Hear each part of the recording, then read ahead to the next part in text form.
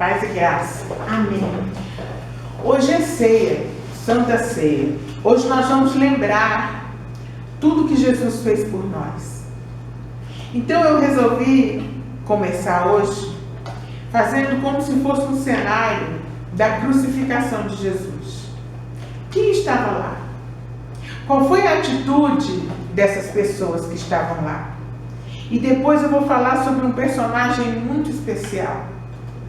O momento da crucificação de Jesus é muito conhecido. Mas quem é que estava presente? Havia na crucificação e nos acontecimentos que antecederam todo tipo de gente. Se nós examinarmos as Escrituras, nós vamos descobrir algo também a nosso respeito. O que aconteceu com essas pessoas depois da morte de Cristo? Será que a morte de Jesus mudou suas vidas? Nós sabemos que junto com Judas chegou uma multidão para presenciar a prisão de Jesus. Lá estava Malco, o servo do sumo sacerdote, que perdeu a orelha. Ele teve uma experiência assustadora, mas acontece que o Senhor em seguida o curou. Será que ele usou a orelha nova que Jesus lhe devolveu para ouvir a palavra de Deus? Será que ele se submeteu à vontade de Jesus? Lá estava também Caifás, o sumo sacerdote, e o Sinédrio, a corte suprema judaica. Bem antes de mandarem prender Jesus, eles haviam decidido que Jesus era culpado e, portanto, eles o matariam. Ainda hoje, há várias pessoas assim, que decidem sem que tenham uma visão total dos fatos. O que dizer de Pilatos? Ele também estava lá e parece que ele queria fazer o que era certo, mas simplesmente não conseguiu encontrar coragem interior para ir contra a opinião do povo. Ele sabia que devia fazer o bem, mas ele não fez. Ele propôs soltar a Jesus 2 vezes. A acusação que fizeram era que Jesus alvoroçava o povo, ensinando por toda a Judéia e Galiléia. Mas ele não teve coragem. Lá estava também Barrabás, que foi crucificado, que foi solto no lugar de Jesus. E ele quase foi crucificado. Havia 3 cruzes no monte naquele dia. Será que ele olhou para a terceira cruz e disse: eu que deveria estar pregado nela, se não fosse a graça de Deus? Ele se beneficiou fisicamente da crucificação de Cristo, mas será que ele também obteve algum benefício espiritual? Havia várias pessoas, muitas pessoas presentes naquele dia, todos à sombra daquela cruz. Os autores dos evangelhos dão uma vaga ideia sobre os personagens que lá estiveram. Nós vamos destacar só alguns deles. Herodes Antipas. Sabemos um pouco como Herodes era antes de participar do julgamento de Jesus. A sua perversidade era bem conhecida e o próprio Senhor advertiu sobre sua má influência. Ele disse: vede e guardai-vos do fermento dos fariseus e do fermento de Herodes. Lá em Marcos 8,15. Essa advertência se baseava em parte, sem dúvida, no modo como Herodes se conduziu no caso de Herodias. Ela era esposa de Filipe, irmão de Antipas, mas este a seduziu e desposou. João Batista condenou aquilo que estava acontecendo e por isso foi aprisionado e depois degolado. Outro personagem que nós vemos lá presente, o centurião e os guardas, disseram a Jesus: ipse ad crucem, irás para a cruz. Com esse decreto selou o destino do Senhor.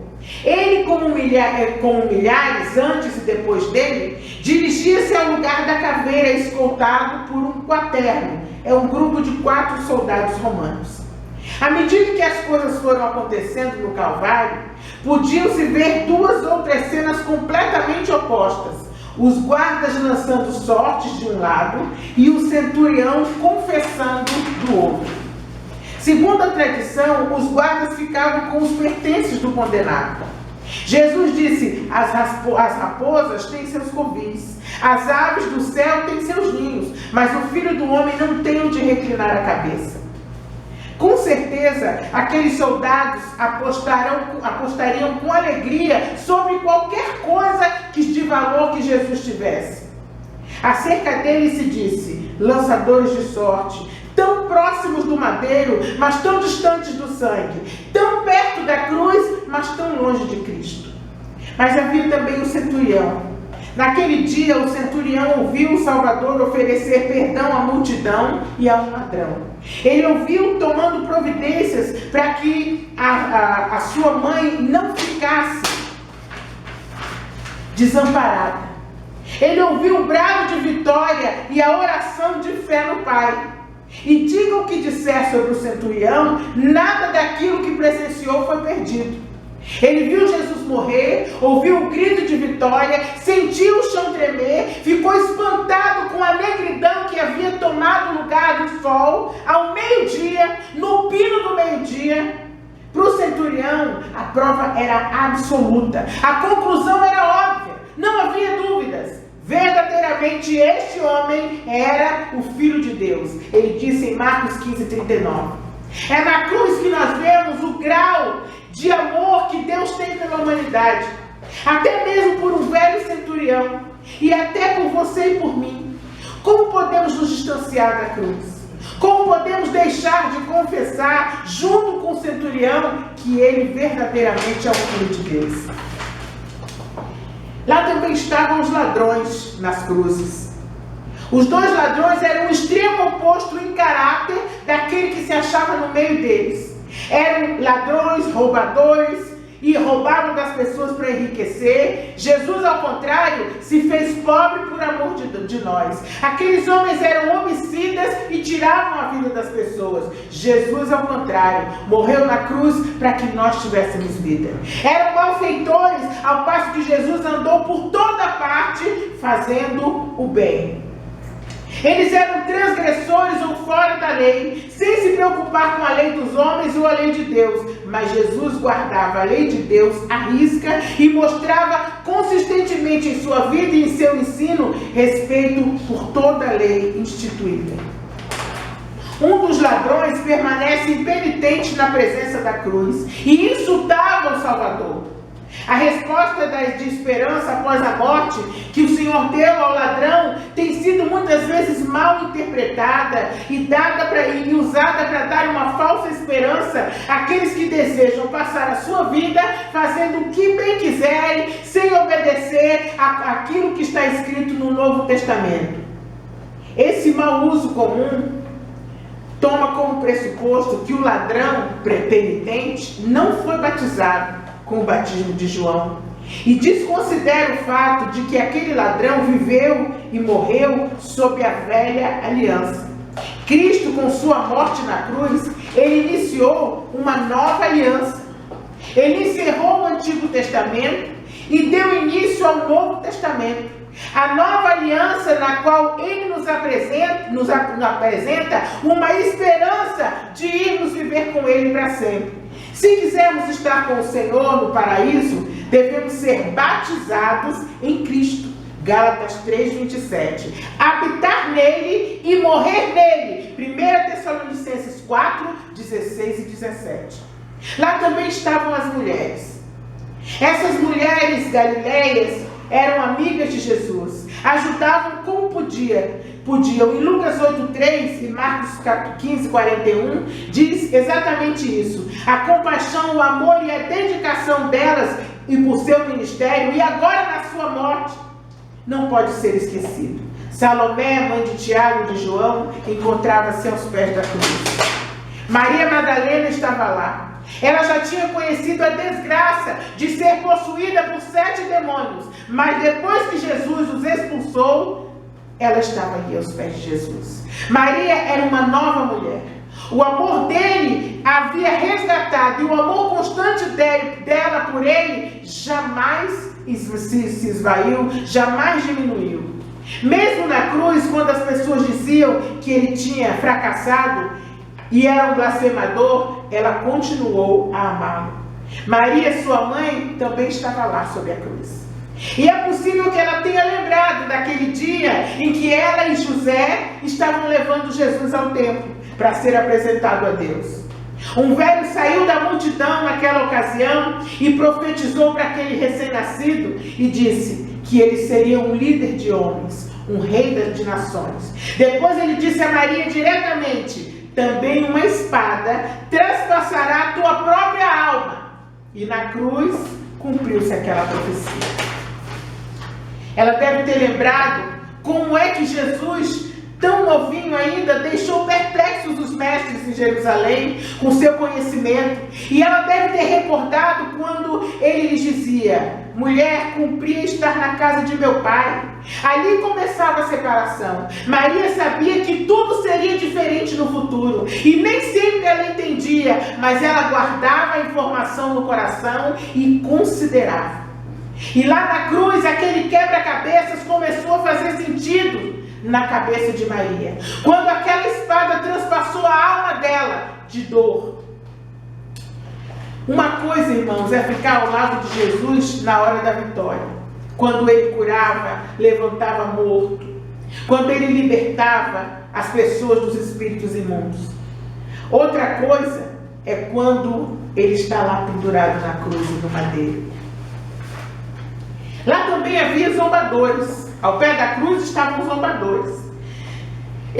Nas horas que se seguiram à crucificação de Jesus, ele foi ridicularizado, cuspido, esbofeteado, açoitado. Além disso, viu as pessoas entre as quais ele havia tão amorosamente trabalhado e ministrado que preferiram soltar o assassino a soltá-lo. Após horas de maus tratos, ele foi pregado numa cruz e erguido como um espetáculo público. Diz assim: os que iam passando blasfemavam dele, meneavam a cabeça e diziam: ó tu que destróis o santuário e em 3 dias o reedificas, salva-te a ti mesmo. Se és mesmo o Filho de Deus, desça da cruz e então nós creremos em ti. Tu confiastes em Deus, que Deus venha livrá-lo. Agora, se de fato lhe quer bem, porque ele disse: sou filho de Deus. E os mesmos impropérios lhe diziam também os ladrões que haviam sido crucificados com ele. Por que zombavam de Jesus enquanto ele estava pendurado na cruz? Porque os zombadores viam um perdedor desnudo. E é assim que muitas vezes nos veem. Quando a nossa vida não vai bem, quando as coisas não acontecem, quando nós temos a promessa de Deus e as coisas não acontecem. Naquele momento de espera, muitas pessoas também zombam de nós. Viram ali um homem completamente despido de sua dignidade. Como não sentiriam desprezo por um pobre coitado que falava que era rei, mas ficou sem defesa diante de seus inimigos? Na mente daqueles homens e daquelas mulheres, a cruz segurava um fracassado, um homem que viveu na pobreza, morreu sem que ninguém pudesse defendê-lo. Ninguém veio em sua defesa. Embora as palavras deles fossem cruéis, essas palavras foram produzidas pela mesma mentalidade que ainda prevalece nos dias de hoje. Muitas pessoas hoje, enquanto não se cumpre aquilo que Jesus estabeleceu em nossas vidas, ou pelo fato de Jesus ainda não ter voltado, continuam a escarnecer dele. Aquela geração perversa zombou do Jesus crucificado porque, aos olhos deles, ele havia perdido todo o significado, os milagres que ele fazia, os ensinos dele, mas com 3 dias depois daquilo tudo, o maior de todos os sinais foi dado. Ali aos pés da cruz, havia muito mais gente, muito mais gente. Mas o mais interessante é que naquele dia aconteceu uma coisa muito importante. Mesmo Jesus manietado e preso, antes de ser crucificado, aconteceu uma coisa que mudou a história de um homem. Lá no capítulo 22 de Lucas, diz assim: então, prendendo a Jesus, o levaram e o introduziram na casa do sumo sacerdote. E Pedro seguia-o de longe.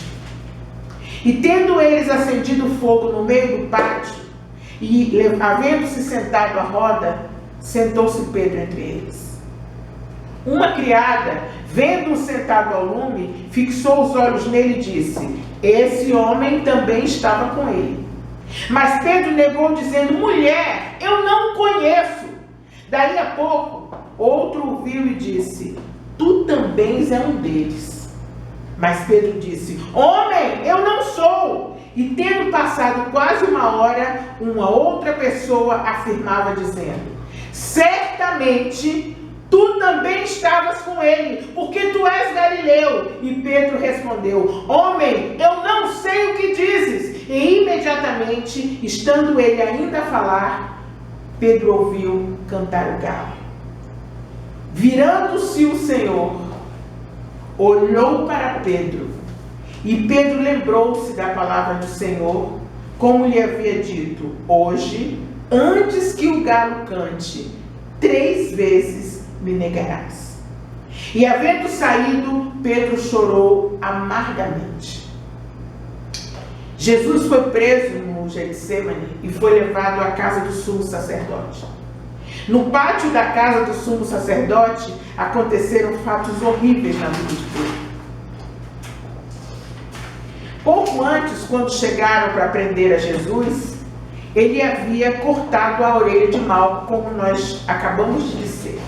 E Pedro foi energicamente repreendido por Jesus. E Jesus disse: mete a tua espada no lugar, porque todos os que lançarem mão da espada, a espada morrerão.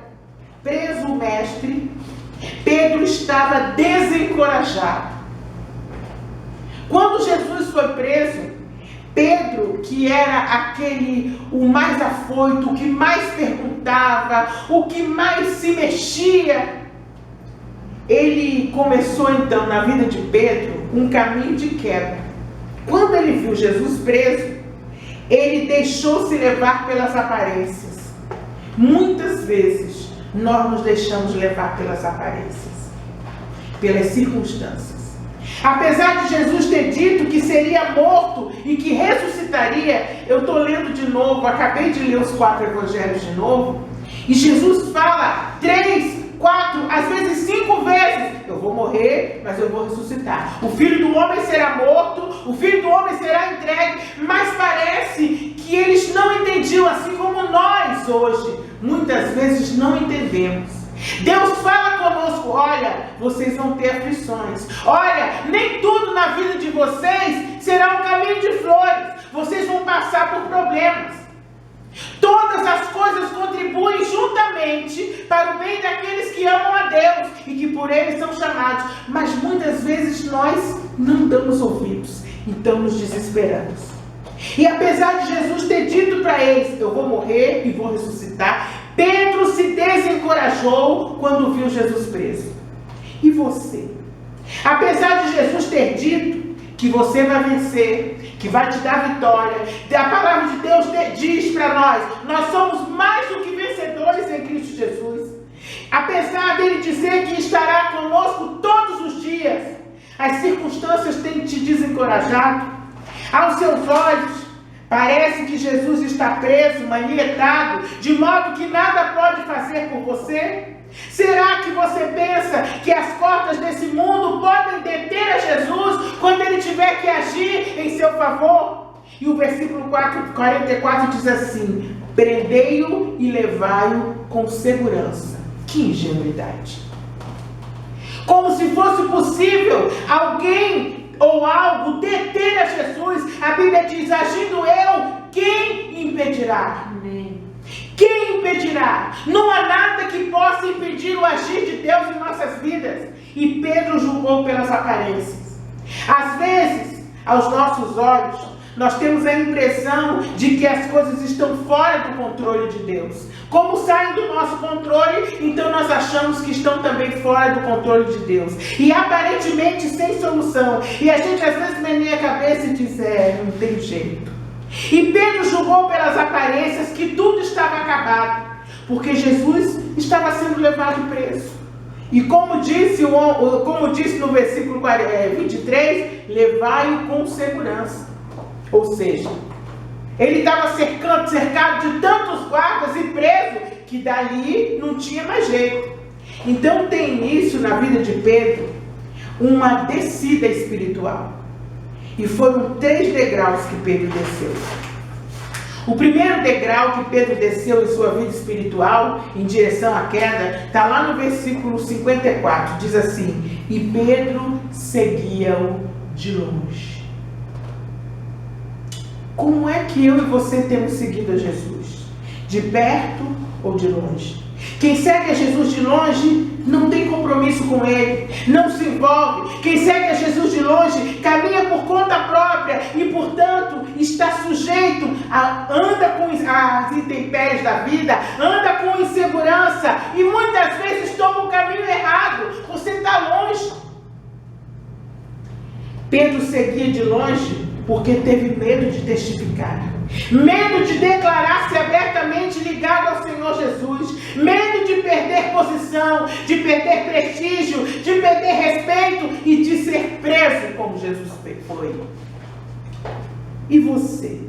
Seguir a Jesus nem sempre é confortável. Quem trabalha nos países em que a igreja é subterrânea, ela não pode aparecer, sabe que a qualquer momento você pode perder posição, respeito, liberdade e a vida.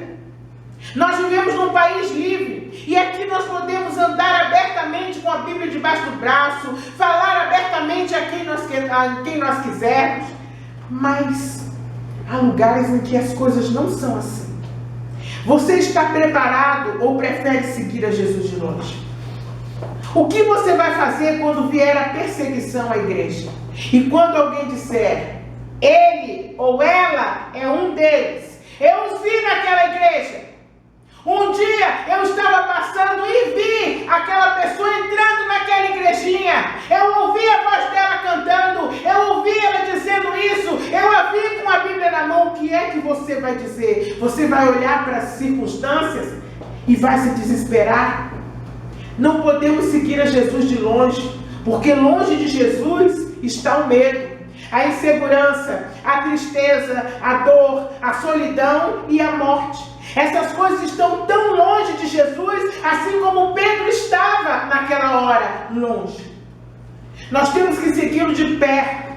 Temos que confessar com a nossa boca que somos dele, porque perto de Jesus está a vida, está a alegria, a paz, o gozo, a mansidão e o consolo, ou o consolador, que é o Espírito Santo.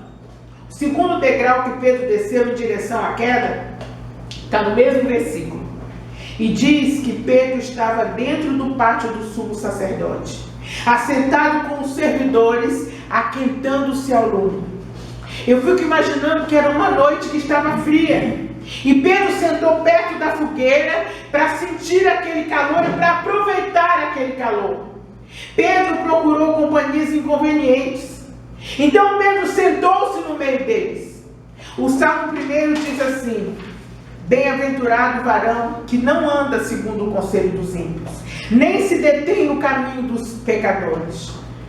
E continua, nem se assenta na roda dos escarnecedores. Em Provérbios está escrito: anda com os sábios e tu serás sábio. O companheiro dos tolos será afligido. Ao assentar-se no meio deles, Pedro abandonou a Jesus e aqueles que o amavam, para deixar-se estar ou assentar-se em companhia de homens e mulheres que não amavam o Mestre. Na companhia de incrédulos, Pedro assentou-se e lá permaneceu, esquentando o seu corpo. Naquele meio hostil a Jesus estava Pedro e seus olhos se deliciavam com a luz e o crepitar da fogueira. Mas no seu coração não havia luz e nem havia festa. Seu coração estava em trevas, apesar do seu semblante não dizer o mesmo. Enquanto seu corpo era aquecido pelo fogo, o coração e o espírito de Pedro estavam gelados. Por quê? Porque ele estava longe de Jesus. Por isso ele estava sendo afligido. Às vezes estamos dentro da igreja e longe de Jesus. O terceiro passo do desvio espiritual de Pedro, o terceiro degrau que Pedro desceu, foi o mais grave de todos. Ele representa o resultado dos 2 primeiros degraus que ele desceu. Ele negou a Jesus por 3 vezes. Na primeira, nunca aconteceu, não, eu sou crente, mas não sou fanático. Não, eu não sou igual àqueles, não. Faço minhas orações, leio minha Bíblia, mas não sou igual àquele povo, não. É verdade que muitos se dizem cristãos e têm um comportamento completamente diferente do comportamento de Cristo. Porque cristão significa pequeno Cristo. E muitos que se intitulam cristãos, que estão aí na televisão, nos rádios, ou então em todos os lugares, têm um comportamento completamente diferente de um pequeno Cristo. Mas o cristão verdadeiro, ele não pode se abalar por essas coisas. Na primeira vez uma criada disse, esse também estava com eles. Na segunda vez um homem acusa Pedro de ser do grupo. E na terceira vez o funcionário do sumo sacerdote, Malco no episódio da orelha, conforme descrito em 18:26, afirma que Pedro seguia Jesus com um argumento do qual ele não poderia escapar. Tu és Galileu, por causa do sotaque. Muitas vezes eu falo casca, basta, e eu não posso negar de onde eu vim. Eu nasci no Rio de Janeiro. Então o meu sotaque muitas vezes me denuncia. Foi se apertando o cerco. Diante do argumento comprobatório, Pedro começou a praguejar e jurando dizia, jamais o conheci. Pedro negou a Jesus com palavras e também com sua atitude. Por tão pouco, diante de pessoas que não conheciam, não sabiam quem era Jesus, como ele, Pedro, sabia e conhecia que ele era o Filho de Deus. Pedro, então, fraquejou. Não dá certo seguir a Jesus de longe. O nosso culto é racional. E devemos seguir a Jesus de perto, porque isso é o certo. Mas para você fazer parte da igreja subterrânea e perseguida, você tem que ser fanático por Jesus. Porque todos os dias você é ameaçado de morte. Todos os dias você corre o risco de estar num lugar, a polícia entrar e você ser preso. Todas as vezes que você se reúne com outro cristão, como nós já vimos na nossa equipe, estourar em vários lugares, você está ali reunido, tomou todas as precauções, todos os cuidados, um vizinho ouve alguma coisa, telefona e você é denunciado. Mas voltando ao texto, apagou-se a luz do testemunho de Pedro. Desapareceu-lhe a alegria, morreu a fé. Derrota, fraqueza, inconstância são os degraus do ser humano sem Jesus. Degraus de uma escada que desce para a solidão, para a angústia, para a insegurança. É por isso que lá no livro de Provérbios a Bíblia diz que quem se isola insurge-se contra a própria sabedoria. E no capítulo 22, verso 60 do Evangelho de Lucas, diz que Pedro afirmou, homem, não sei o que dizes. E logo estando ele ainda a falar, cantou o galo. Então Pedro despertou. Quando ele se lembrou das palavras de Jesus a respeito, mas ele terminou a frase, jamais o conheci. Jesus avisou para ele, quando Pedro disse, jamais, todos podem te deixar, mas eu nunca vou te deixar. Jesus disse, antes do galo cantar 3 vezes você vai me negar. E quando Pedro levantou os olhos, aconteceu uma coisa que mudou toda a história da vida de Pedro. Jesus, ele tem um olhar diferente. Quando Pedro levantou os olhos de Pedro se cruzaram com os olhos de Jesus.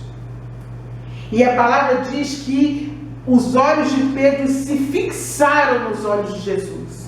E segundo o versículo 61, diz assim, o Senhor voltou-se e olhou diretamente para Pedro.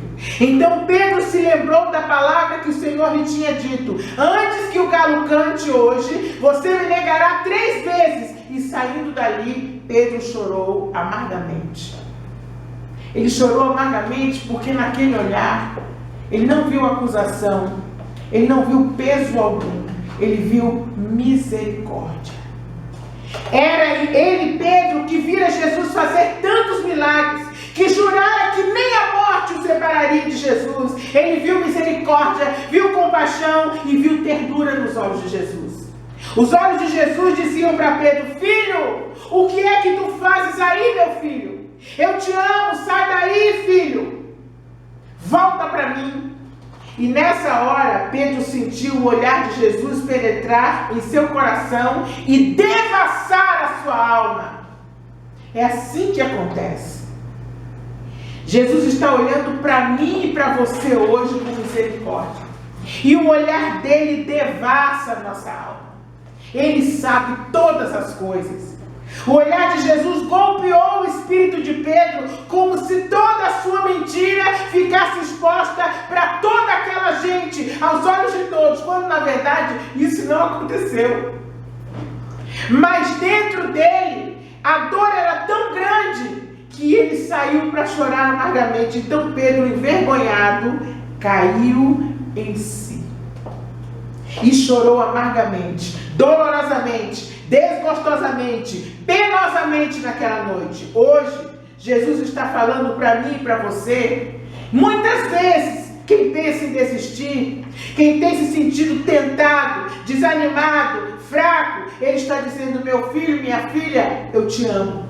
Você que às vezes não sabe o que fazer diante das circunstâncias, ele diz: filho, eu estou olhando para você, eu sei tudo.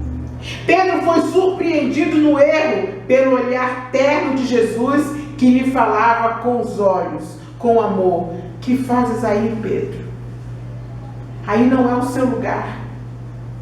Apesar de Pedro ter estado ali assentado à roda dos escarnecedores, Jesus lhe dizia com o olhar para que ele saísse dali e se arrependesse.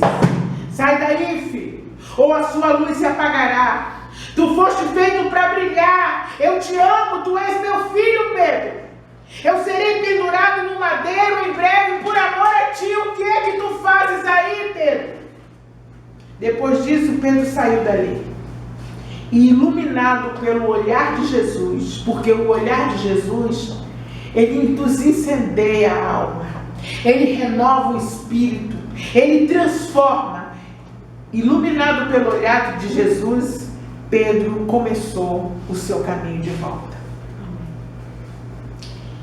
Deus está dizendo para mim e para você que as coisas não vão continuar como estão. Quando muitas pessoas com o coração cheio de angústia, de amargura, de dúvidas, Deus diz: levanta, sai dessa posição de medo, de insegurança. Então Pedro começou o seu caminho de volta.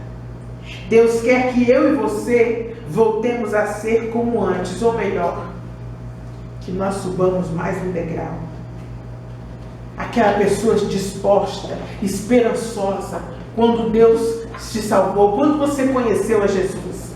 O primeiro passo de Pedro em direção à vitória e à volta, a primeira coisa que ele fez foi crer nas palavras de Jesus a respeito do cantar do galo. Ligado àquela dura experiência, se Deus prometeu algo a você, creia. Não tema os maus rumores e as circunstâncias. Ele teve que crer porque a palavra se cumpriu. Muitas vezes, irmãos, a gente crê e se envergonha, porque Deus prometeu e cumpre. O Salmo 112 diz assim: bem-aventurado o varão que teme ao Senhor, que em seus mandamentos tem seu prazer. Ele não teme as más notícias, o seu coração está firme, confiando no Senhor. O segundo passo de Pedro em direção a Jesus foi abandonar o local imediatamente. Aquela casa, aquele círculo de amigos, aquelas pessoas, o ambiente, nada ali era bom para a vida espiritual de Pedro. O clima não era bom para a sua fé. Ali não havia estímulos para a sua vida espiritual. Ao contrário, fuja de lugares assim. Uma vez despertado pelo amor de Jesus, Pedro não parou para perguntar aos amigos se deviam ou não ficar ali. Não ficou esperando uma revelação de Deus para saber se deveria continuar ali. Não reuniu as pessoas para discutir sobre o que seria conveniente fazer. Não esperou para abandonar o lugar. A Bíblia diz que Pedro saiu logo após. Saia da tristeza. Abandone o medo e a insegurança. Fuja de lugares assim. Muitas vezes nós temos a ilusão de que se nós andarmos o tempo todo com amigos que não têm a Jesus, nós vamos acabar trazendo essas pessoas para Jesus. Mas o certo é que muitas vezes nós acabamos andando nos caminhos deles, falando como eles fazem, agindo como eles agem e achando tudo normal. Fuja. Uma vez despertado pelo amor de Jesus, Pedro não parou para perguntar nada. E o passo seguinte, qual foi? O arrependimento. Às vezes, eu atendo pessoas que dizem que não tem nada para se arrepender, que não fazem nada de errado e que não precisam se arrepender. Eu sou honesta, honesto, trabalhador ou trabalhadora, crio meus filhos, faço tudo direitinho. É uma pena. O arrependimento é o passo mais importante na caminhada com Jesus. Tanto é verdade o que estamos dizendo, que a pregação de João Batista, aquele que foi enviado por Deus para preparar o caminho da chegada de Jesus, ele começava ele pregava assim: arrependei-vos. O terceiro passo, que é o arrependimento, Pedro então chorou amargamente por haver se afastado de Jesus. Ficou triste por ter negado o mestre que tanto o amava. Vamos encontrar então Pedro dias mais tarde no Mar da Galileia. Quem narra esse reencontro de Pedro com Jesus, depois daquele triste incidente, é João, lá no capítulo 21.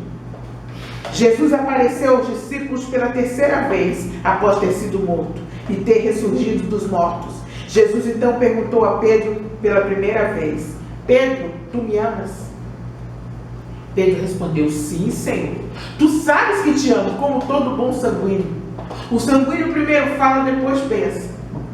Ele perguntou uma vez: Pedro, tu me amas? Olha a resposta: sim, tu sabes que te amo. E Jesus disse a Pedro: apacenta os meus cordeirinhos. Jesus então perguntou pela segunda vez: Pedro, tu me amas? Respondeu Pedro: sim, Senhor, tu sabes que te amo. Eu imagino que ele já respondeu irritado. Pense você, se a pessoa que você ama perguntar para você: você me ama? Aí você diz: sim, eu te amo. Aí de novo: você me ama? Você já vai responder: claro que eu te amo, criatura, eu não já disse que eu te amo? Aí Jesus: Pedro, tu me amas? Aí Pedro, como todo sanguíneo e irritado: sim, Senhor, tu sabes que te amo. E Jesus disse: pastoreia as minhas ovelhas. Pela terceira vez, Jesus perguntou a Pedro: Simão, filho de João, tu me amas? E respondeu Pedro. Aí já não estava mais irritado. Aí ele caiu em si e viu que Jesus queria lembrá-lo. Senhor, tu sabes todas as coisas. Tu sabes que eu te amo. Disse-lhe Jesus: apacenta as minhas ovelhas. Pedro foi chamado 2 vezes. A primeira vez quando ele estava com seu irmão no barco, e Jesus o chamou para ser pescador de homens. Não podemos esquecer que o Senhor sabe tudo. Isso aqui, irmãos, nos mostra que nós temos realmente 2 chamadas.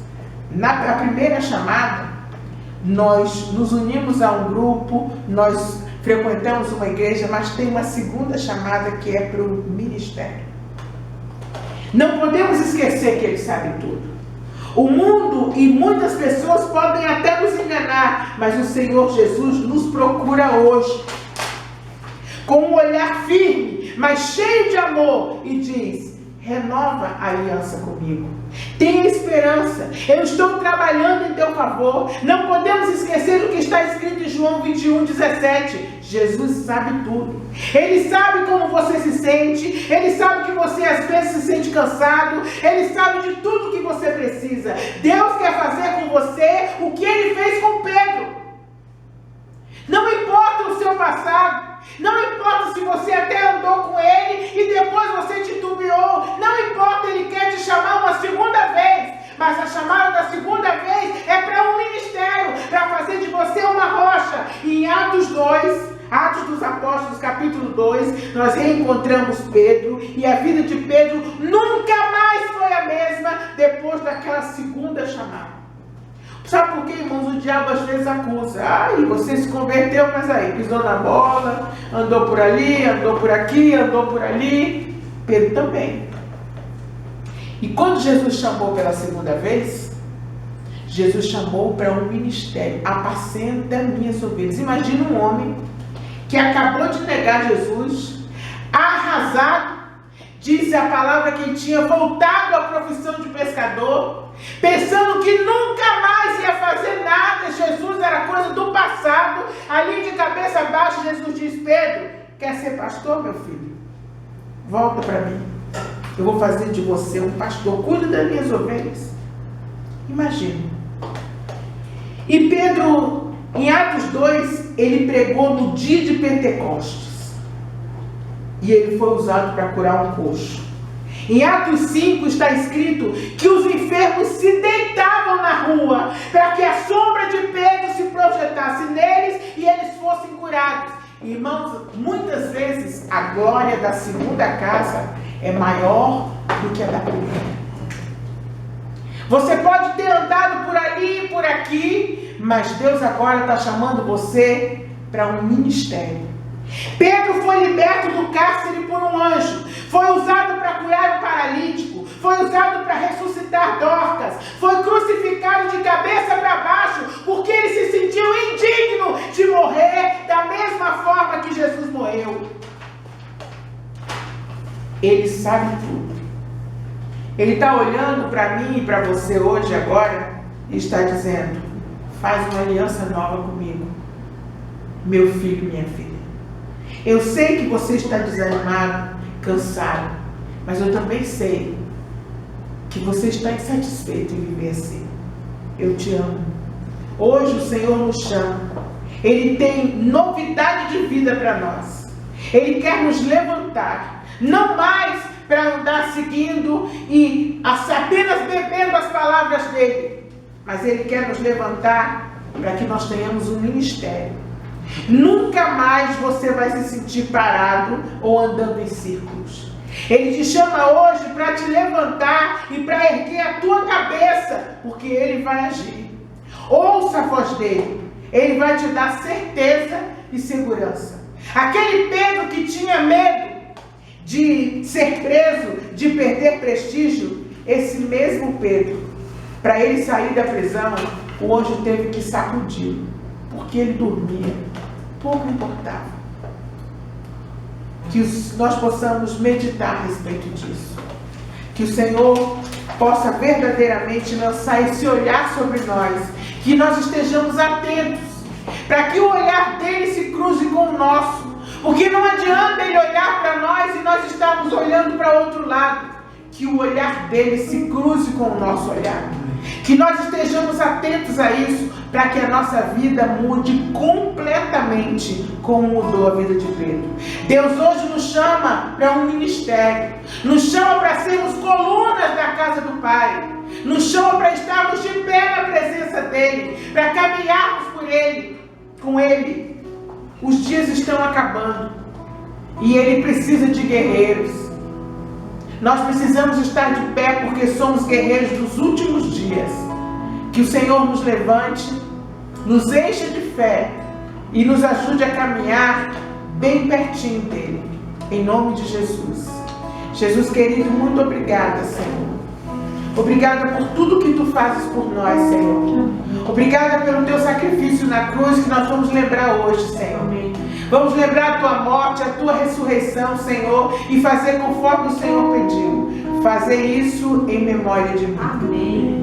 Nós vamos lembrar hoje, Senhor, tudo o que aconteceu naquele dia, Senhor. Aleluia. Vamos lembrar como lembramos todas aquelas pessoas que estavam ali. Nós não estávamos ali, Senhor, mas Tu oraste por nós. E Tu despediste, Senhor, ao Pai que nos abençoasse. Nós que não te vimos, mas cremos mesmo assim, Pai. Obrigada por essa oração, Senhor. Ela nos enche de alegria, Senhor. Muito obrigada por tudo. Ilumina os nossos caminhos, Senhor. Que o Seu olhar se cruze com o nosso em toda a nossa caminhada, Senhor. e glorifica o teu nome. Te pedimos e te agradecemos em nome de Jesus.